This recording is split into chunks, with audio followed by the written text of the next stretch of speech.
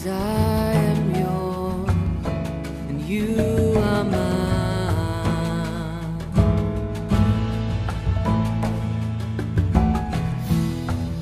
'Cause I am yours and you are mine. You are mine.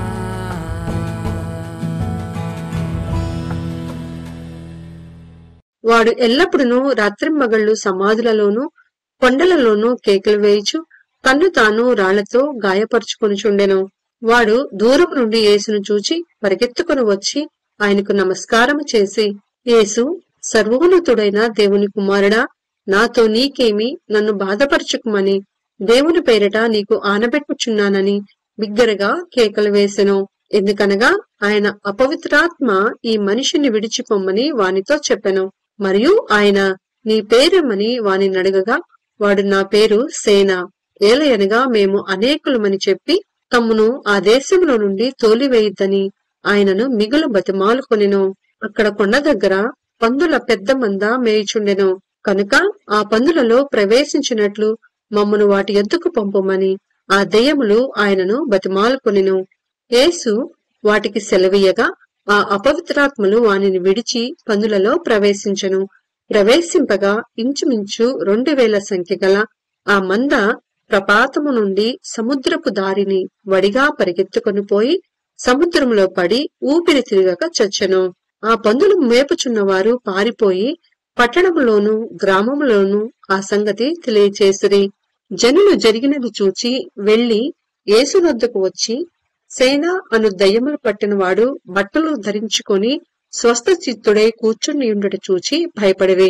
జరిగినది చూచిన వారు దయ్యములు పట్టిన వానికి కలిగిన స్థితియు పందుల సంగతియు ఊరి వారికి తెలియచేయగా తమ ప్రాంతములు విడిచిపొమ్మని వారు ఆయనను బతిమాలు కొనసాగిరి. ఆయన దోణి ఎక్కినప్పుడు దయ్యములు పట్టినవాడు ఆయన యొద్ద తన్నుండనిమ్మని ఆయనను బతిమాలు కొనెను. కాని ఆయన వానికి సెలవీయక, నీవు నీ ఇంటి వారి యొద్దకు వెళ్లి ప్రభువు నీ యందు కనికరపడి నీకు చేసిన కార్యములన్నిటినీ వారికి తెలియచెప్పుమనెను. వాడు వెళ్లి యేసు తనకు చేసినవన్నీయు దెకపొలిలో ప్రకటింపనారంభింపగా అందరూ ఆశ్చర్యపడిరి. యేసు మరలా దోణి ఎక్కి అద్దరికి వెళ్లినప్పుడు బహుజన సమూహము ఆయన యొద్దకు కూడివచ్చెను. ఆయన సముద్ర తీరమున నుండగా సమాజ మందిరపు అధికారులలో యాయీరనొకడు వచ్చి ఆయనను చూచి ఆయన పాదముల మీద పడి, నా చిన్న కుమార్తె చావనయున్నది, అది బాగుపడి బ్రతుకునట్లు నీవు వచ్చి దానిమీద నీ చేతులుంచవలనని ఆయనను మిగులు బతిమాలు కొనగా ఆయన అతనితో కూడా వెళ్ళెను. బహుజన సమూహమును ఆయనను వెంబడించి ఆయన మీద పడుచుండిరి. 12 ఏండ్ల నుండి రక్తస్రావ రోగము కలిగిన ఒక స్త్రీ ఉండెను. ఆమె అనేక వైద్యుల చేత ఎన్నో తిప్పలు పడి తనకు కలిగినదంతయు వ్యయము చేసుకొని ఎంత మాత్రమును ప్రయోజనము లేక మరింత సంకటపడెను. ఆమె యేసును గూర్చి విని, నేను ఆయన వస్త్రములు మాత్రము ముట్టినా బాగుపడదుననుకొని జన సమూహములో ఆయన వెనుకకు వచ్చి ఆయన వస్త్రము ముట్టెను. వెంటనే ఆమె రక్తధార కట్టెను కనుక తన శరీరములోని ఆ బాధ నివారణమైనదని గ్రహించుకొనెను. వెంటనే యేసు తనలో నుండి ప్రభావం బయటికి వెళ్ళనని తనలో తాను గ్రహించి జన సమూహం వైపు తిరిగి, నా వస్త్రములు ముట్టినదెవరని అడగగా ఆయన శిష్యులు, జన సమూహము నీ మీద పడుచుండుట చూచుచున్నావే, నన్ను ముట్టినదెవడని అడుగుచున్నావా అనిరి. ఆ కార్యం చేసిన ఆమెను కనుగొనవలనని ఆయన చుట్టూ చూసెను. అప్పుడా స్త్రీ తనకు జరిగినది ఎరిగి భయపడి వణుకుచూ వచ్చి ఆయన ఎదుట సాగిలపడి తన సంగతి అంతయు ఆయనతో చెప్పెను. అందుకాయన, కుమారి, నీ విశ్వాసము నిన్ను స్వస్థత పరిచెను, సమాధానము కలదానవై పొమ్ము, నీ బాధ నివారణ అయి నీకు స్వస్థత కలుగునుగాక అని ఆమెతో చెప్పెను. ఆయన ఇంకనూ మాటలాడుచుండగా సమాజ మందిరపు అధికారి ఇంట నుండి కొందరు వచ్చి, నీ కుమార్తె చనిపోయినది, నీవిక బోధకుని ఎందుకు శ్రమ పెట్టుదు అనిరి. యేసు వారు చెప్పిన మాట లక్ష్య పెట్టక, భయపడకము, నమ్మిక మాత్రముంచమని సమాజ మందిరపు అధికారితో చెప్పి, పేతురు, యాకోబు సహోదరుడగు యోహాను అని వారిని తప్ప మరి ఎవరినైనను తన వెంబడి రానియక సమాజ మందిరపు అధికారి ఇంటికి వచ్చి వారు గొల్లుగా నుండి చాలా ఏడ్చుచు ప్రలాపించుచు నుండుట చూచి లోపలికి పోయి మీరేల గొల్లు చేసి ఏడ్చుచున్నారు, ఈ చిన్నది నిద్రించుచున్నదే కాని చనిపోలేదని వారితో చెప్పెను. అందుకు వారు ఆయనను ఉపహసించిరి. అయితే ఆయన వారినందరినీ బయటకు పంపివేసి ఆ చిన్నదాని తల్లిదండ్రులను తనతో ఉన్న వారిని వెంటబెట్టుకొని ఆ చిన్నది పరుండి ఉన్న గదిలోనికి వెళ్లి ఆ చిన్నదాని చేయి పట్టి తల్లి తాకుమి అని ఆమెతో చెప్పెను. ఆ మాటకు చిన్నదానా లెమ్మని నీతో చెప్పుచున్నానని అర్థము. వెంటనే ఆ చిన్నది లేచి నడవసాగెను. ఆమె 12 సంవత్సరముల ప్రాయము కలది. వెంటనే వారు బహుగా విస్మయముందిరి. జరిగినది ఎవనికిని తెలియకూడదని ఆయన వారికి గట్టిగా ఆజ్ఞాపించి ఆమెకు ఆహారము పెట్టుడని చెప్పెను. మార్కు సువార్త 6వ అధ్యాయము 1వ వచనము నుండి. ఆయన అక్కడ నుండి బయలుదేరి స్వదేశమునకు రాగా ఆయన శిష్యులు ఆయనను వెంబడించిరి. విశ్రాంతి దినము వచ్చినప్పుడు ఆయన సమాజ మందిరములో బోధింపనారంభించెను. అనేకులు ఆయన బోధ విని ఆశ్చర్యపడి ఈ సంగతులు ఇతనికి ఎక్కడి నుండి వచ్చెనో, ఇతనికియబడిన ఈ జ్ఞానమెట్టిది, ఇతని చేతుల వలన ఇట్టి అద్భుతములు చేయబడుచున్నవి ఇదేమి, ఇతడు మరియ కుమారుడు కాడా, ఇతడు యాకోబు, యోసే, యూదా, సీమోను అని వారి సహోదరుడగు వడ్లవాడు కాడా, ఇతని సోదరి మనులందరూ మనతోనున్నారు కారా అని చెప్పుకొనుచు ఆయన విషయమై అభ్యంతరపడిరి. అందుకు యేసు ప్రవక్త తన దేశంలోనూ తన బంధువులలోనూ తన ఇంటి వారిలోనూ తప్ప మరి ఎక్కడను ఘనహీనుడు కాడని చెప్పెను. అందువలన కొద్దిమంది రోగుల మీద చేతులుంచి వారిని స్వస్థపరచుట తప్ప మరి ఏ అద్భుతమును ఆయన అక్కడ చేయజాలకపోయెను. ఆయన వారి అవిశ్వాసమునకు ఆశ్చర్యపడెను. ఆయన చుట్టుపట్లనున్న గ్రామములు తిరుగుచు బోధించుచుండెను.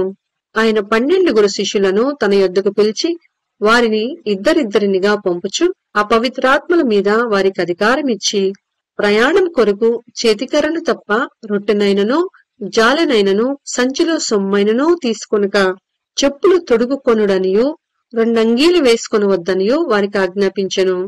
మరియు ఆయన వారితో ఇట్లనెను, మీరెక్కడ ఒక ఇంట ప్రవేశించెదరో అక్కడ నుండి మీరు బయలుదేరు వరకు ఆ ఇంటనే బస చేయుడి.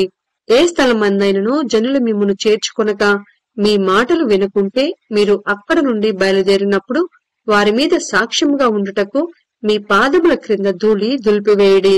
కాగా వారు బయలుదేరి మారు మనసు పొందవలనని ప్రకటించుచు అనేక దయ్యములు వెళ్లగొట్టుచు నూనె రాచి అనేకులగు రోగులను స్వస్థపరచుచూ నుండిరి. ఆయన కీర్తి ప్రసిద్ధమాయను కనుక రాజైన హేరోదు ఆయనను కూర్చి విని బాప్తీసమిచ్చు యోహాను మృతులలో నుండి లేచి ఉన్నాడు కనుక అతని యందు అద్భుతములు క్రియారూపకములగుచున్నవని చెప్పెను. ఇతరులు ఈయన ఏలియా అనియు మరికొందరు ఈయన ప్రవక్త అనియు ప్రవక్తలలో ఒకని వల్లెనున్నాడనియు చెప్పుకొనిచుండిరి. అయితే హేరోదు విని నేను తలపుట్టించిన యోహానే, అతడు మృతులలో నుండి లేచి ఉన్నాడని చెప్పెను. హేరోదు తన సహోదరుడగు ఫిలిప్పు భార్య అయిన హేరోదినియు పెండ్లి చేసుకునినందున యోహాను నీ సహోదరుని భార్యను చేర్చుకొనుట నీకు న్యాయము కాదని హేరోదుతో చెప్పెను కనుక ఇతడు ఆమె నిమిత్తము యోహాను పట్టి తెప్పించి చెరసాలలో బంధించి ఉండెను. హేరోదియ అతని మీద పగబట్టి అతన్ని చంపింపకోరెను కాని ఆమె చేత కాకపోయెను. ఎందుకనగా యోహాను నీతిమంతుడును పరిశుద్ధుడునగు మనుష్యుడని హేరోదు ఎరిగి అతనికి భయపడి అతన్ని కాపాడుచూ వచ్చెను. మరియు అతని మాటలు వినినప్పుడు ఏమి చేయను తోచకపోయినను సంతోషముతో వినుచుండెను. అయితే తగిన దినమొకటి వచ్చెను. ఎట్లనగా హేరోదు తన జనన దినోత్సవమందు తన ప్రధాన యాజకును సహస్రాధిపతులకును గలిలయ దేశ ప్రముఖులకును విందు చేయించెను.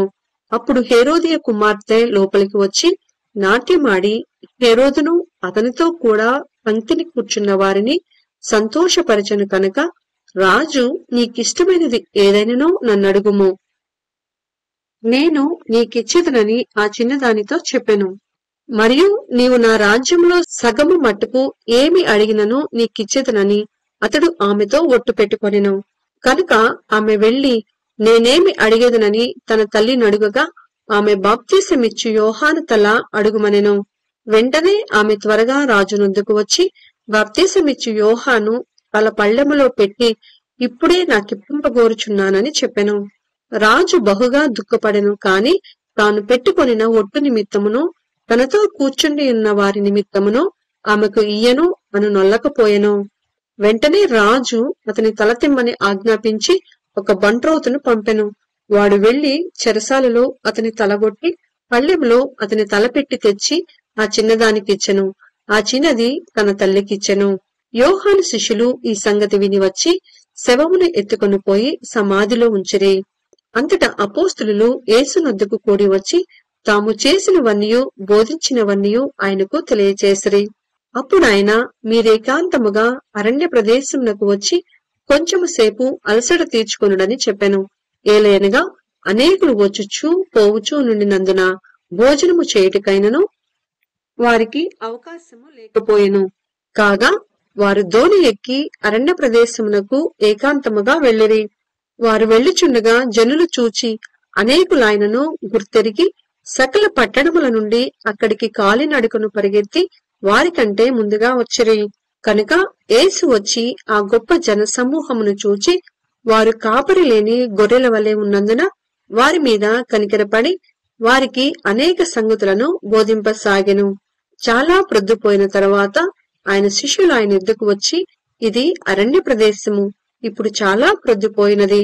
చుట్టుపట్ల ప్రదేశములకును గ్రామములకును వారు వెళ్లి భోజనముకేమైనను కొనుక్కొనుటకు వారిని పంపివేయమని చెప్పిరి. అందుకైనా మీరు వారికి భోజనము పెట్టుడనగా వారు, మేము వెళ్లి 200 దేనారముల రొట్టెలు కొని వారికి పెట్టుదుమా అని ఆయన అడిగిరి. అందుకైన, మీ యొద్ద ఎన్ని రొట్టెలున్నవి పోయి చూడుడని వారితో చెప్పెను. వారు చూచి తెలుసుకొని 5 రొట్టెలను 2 చేపలను ఉన్నవనిరి. అప్పుడు ఆయన పచ్చిక మీద అందరూ పంక్తులు పంక్తులుగా కూర్చుండవలనని వారికి ఆజ్ఞాపింపగా వారు 100 మంది చొప్పునను 50 మంది చొప్పునను పంక్తులు తీరి కూర్చుండిరి.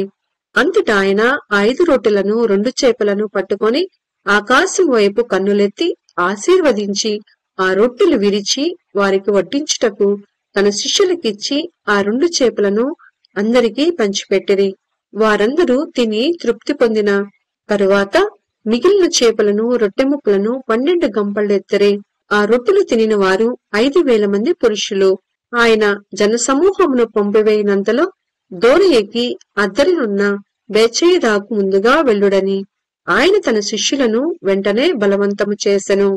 ఆయన వారిని వీడుకొలిపి ప్రార్థన చేయుటకు కొండకు వెళ్ళెను. సాయంకాలమైనప్పుడు ఆ దోణె సముద్రము మధ్య ఉండెను. ఆయన ఒంటరిగా మెట్టనుండెను.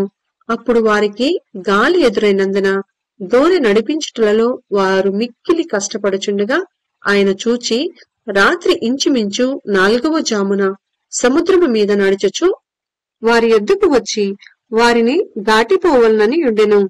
ఆయన సముద్రం మీద నడుచుట వారు చూచి భూతమని తలంచి కేకలు వేసిరి. అందరూ ఆయనను చూచి తొందరపడగా వెంటనే ఆయన వారిని పలుకరించి, ధైర్యము తెచ్చుకొనుడి, నేనే, భయపడుకుడని చెప్పెను. తరువాత ఆయన దోణి ఎక్కి వారి యొద్దకు వచ్చినప్పుడు గాలి అణిగెను. అందుకు వారు తమలో తాము మిక్కిలి విభ్రాంతి నొందిరి. అయినను వారి హృదయము కఠినమాయెను కనుక వారి రొట్టెలను గూర్చిన సంగతి గ్రహింపలేదు. వారు అవతలకు వెళ్లి గెర్నెసెరతు దగ్గర ఒడ్డుకు వచ్చి దరిపట్టిరి. వారు దోణి దిగగానే జనులు ఆయనను గుర్తుపట్టి ఆ ప్రదేశమందంతటా పరిగెత్తుకుని పోయి ఆయన ఉన్నాడని వినిన చోటునకు రోగులను మంచముల మీద మోసుకొని వచ్చుటకు మొదలుపెట్టిరి. గ్రామములలోను పట్టణములలోను పల్లెటూళ్లలోను ఆయన ఎక్కడెక్కడ ప్రవేశించెనో అక్కడి జనులు రోగులను సంత వీధులలో ఉంచి వారిని ఆయన వస్త్రపు చెంగు మాత్రము ముట్టనిమ్మని ఆయనను వేడుకొనుచుండిరి. ఆయనను ముట్టిన వారందరూ స్వస్థత నొందిరి. మార్కు సువార్త 7వ అధ్యాయము 1వ వచనం నుండి. యెరూషలేము నుండి వచ్చిన పరిసయ్యులను శాస్త్రులలో కొందరును ఆయన యొద్దకు కూడి వచ్చి ఆయన శిష్యులలో కొందరు అపవిత్రమైన చేతులతో అనగా కడుగని చేతులతో భోజనము చేయుట చూచిరి. పరిసయ్యులను యూదులందరూ పెద్దల పారంపర్యాచారమును బట్టి చేతులు కడుక్కుంటేనే కాని భోజనము చేయరు. మరియు వారు సంత నుండి వచ్చినప్పుడు నీళ్లు చల్లుకుంటేనే కాని భోజనము చేయరు. ఇదియూ కాక గిన్నెలను కుండలను ఇత్తడి పాత్రలను నీళ్లలో కడుగుట మొదలగు అనేక ఆచారములను వారు అనుసరించెడివారు. అప్పుడు పరిసయ్యులను శాస్త్రులను, నీ శిష్యులెందుకు పెద్దల పారంపర్యాచారం చొప్పున నడుచుకొనక అపవిత్రమైన చేతులతో భోజనము చేయుదురని ఆయన అడిగిరి. అందుకాయన వారితో ఇలాగు చెప్పెను, ఈ ప్రజలు పెదవులతో నన్ను ఘనపరుచుతురు కాని వారి హృదయము నాకు దూరముగా ఉన్నది. వారు మానవులు కల్పించిన పద్ధతులు దేవోపదేశములని బోధించుచు నన్ను వ్యర్థముగా ఆరాధించుదురు అని వ్రాయబడినట్టు వేషధారులైన మిమ్మును గూర్చి యెషయా ప్రవచించినది సరియే. మీరు దేవుని ఆజ్ఞను విడిచిపెట్టి మనుషుల పారంపర్యాచారమును గైకొనుచున్నారు. మరియు ఆయన మీరు మీ పారంపర్యాచారమును గైకొనుటకు దేవుని ఆజ్ఞను బొత్తిగా నిరాకరించుదురు. నీ తల్లిదండ్రులను ఘనపరచవలననియు తండ్రినైనను తల్లినైనను దూషించువానికి మరణశిక్ష విధింపవలననియు మోషే చెప్పెను కదా. అయినను మీరు ఒకడు తన తండ్రినైనను తల్లినైనను చూచి నా వలన నీకు ప్రయోజనమగునది ఏదో అది కొర్బాను అనగా దేవార్పితమని చెప్పిన ఎడల తన తండ్రినైనను తల్లికైనను వానిని ఏమీయూ చేయనీయక మీరు నియమించిన మీ పారంపర్యాచారము వలన దేవుని వాక్యమును నిరర్ధకము చేయుదురు. ఇటువంటివి అనేకములు మీరు చేయుదురని చెప్పెను. ఇప్పుడాయన జనసమూహమును మరలా తన యొద్దకు పిలిచి, మీరందరూ నా మాట విని గ్రహించుడి. వెలుపల నుండి లోపలికి పోయి మనుష్యుణ్ణి అపవిత్రునిగా చేయగలిగినది ఏదియూ లేదు కాని లోపల నుండి బయలు వెళ్లినవే మనుష్యుణ్ణి అపవిత్రునిగా చేయుననెను. ఆయన జనసమూహమును విడిచి ఇంటిలోనికి వచ్చినప్పుడు ఆయన శిష్యులు ఈ ఉపమానమును గూర్చి ఆయనను అడగగా ఆయన వారితో ఇట్లనెను, మీరును ఇంత అవివేకులై ఉన్నారా? వెలుపలి నుండి మనుష్యుణ్ణి లోపలికి పోవునదేదియు వానిని అపవిత్రునిగా చేయజాలదని మీరు గ్రహింపకున్నారా? అది వాని హృదయంలో ప్రవేశింపక కడుపులోనే ప్రవేశించి బహిర్భూమిలో విడవబడును. ఇట్లు అది భోజనములన్నిటినీ పవిత్రపరచును. మనుష్యుణ్ణి లోపలి నుండి బయలు వెళ్లినది మనుష్యుణ్ణి అపవిత్రపరచును. లోపలి నుండి అనగా మనుషుల హృదయములో నుండి దురాలోచనలను, జారత్వములను, దొంగతనములను, నరహత్యలను, వ్యభిచారములను, లోభములను, చెడుతనములను, కృత్రిమమును, కామ వికారమును, మత్సరమును, దేవదూషణయు, అహంభావమును, అవివేకమును వచ్చును. ఈ చెడ్డవన్నీయు లోపల నుండియే బయలువెళ్లి మనుషుణ్ణి అపవిత్రపరచునని ఆయన చెప్పెను. ఆయన అక్కడ నుండి లేచి తూరు సీదోనుల ప్రాంతములకు వెళ్లి ఒక ఇంట ప్రవేశించి ఆ సంగతి ఎవరికీ తెలియకుండవలనని కోరెను. కాని ఆయన మరుగై ఉండలేకపోయెను. అపవిత్రాత్మ పట్టిన చిన్న కుమార్తె గల ఒక స్త్రీ ఆయనను కూర్చి విని వెంటనే వచ్చి ఆయన పాదముల మీద పడెను. ఆ స్త్రీ సురోఫెనికయు వంశమందు పుట్టిన గ్రీసు దేశస్థురాలు. ఆమె తన కుమార్తెలో నుండి ఆ దయ్యమును వెళ్లగొట్టమని ఆయనను వేడుకొనెను. ఆయన ఆమెను చూచి, పిల్లలు మొదట తృప్తి పొందవలెను, పిల్లల రొట్టె తీసుకుని కుక్క పిల్లలకు వేయట యుక్తము కాదనెను. అందుకామె, నిజమే ప్రభువా, అయితే కుక్క పిల్లలు కూడా బల్ల క్రింద ఉండి పిల్లలు పడవేయు రొట్టె ముక్కలు తినును కదా అని ఆయనతో చెప్పెను. అందుకాయన ఈ మాట చెప్పినందున వెళ్ళుము, దయ్యము నీ కుమార్తెను వదిలిపోయినదని ఆమెతో చెప్పెను. ఆమె ఇంటికి వచ్చి తన కుమార్తె మంచము మీద పండుకొని ఉండుటయు దయ్యము వదిలిపోయి ఉండుటయు చూచెను. ఆయన మరలా తూరు ప్రాంతములు విడిచి సీదోను ద్వారా దెకపొలి ప్రాంతముల మీదుగా గలిలయ సముద్రమునొద్దకు వచ్చెను. అప్పుడు వారు చెవుడు గల గత్తివాణ్ణి ఒకని ఆయన యుద్ధకు తోడుకుని వచ్చి వాని మీద చెయ్యి ఉంచుమని ఆయనను వేడుకొనిరి. సమూహంలో నుండి ఆయన వానిని ఏకాంతములకు తోడుకొని పోయి వాని చెవులలో తన వేళ్లు పెట్టి ఉమ్మివేసి వాని నాలుక ముట్టి ఆకాశం వైపు కన్నులెత్తి నిట్టూర్పు విడిచి ఎఫత్తా అని వానితో చెప్పెను. ఆ మాటకు తెరవబడుమని అర్థము. అంతట వాని చెవులు తెరవబడెను. వాని నాలుక నరము సడలి వాడు తేటగా మాటలాడుచుండెను. అప్పుడాయన ఇది ఎవనితోనూ చెప్పవద్దని వారికి ఆజ్ఞాపించెను. అయితే ఆయన చెప్పవద్దని వారికి ఆజ్ఞాపించిన కొలది వారు మరి ఎక్కువగా దాన్ని ప్రసిద్ధి చేయుచు, ఈయన సమస్తమును బాగుగా చేసి ఉన్నాడు, చెవిటివారు వినున్నట్లుగాను మూగవారు మాట్లాడినట్లుగాను చేయుచున్నాడని చెప్పుకొని అపరిమితముగా ఆశ్చర్యపడిరి.